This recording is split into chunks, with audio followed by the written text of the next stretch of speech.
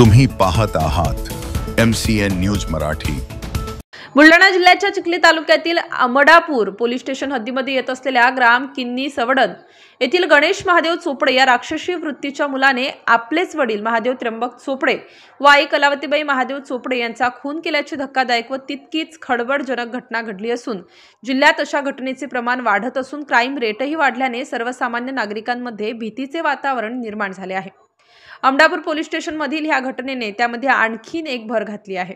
गणेश महादेव चोपडे या खुनी मुलाने आपल्याच जन्मदात्या आईवडिलांचा बाजीच्या ठाव्याने मारहाण करून त्यांना जीवे मारले।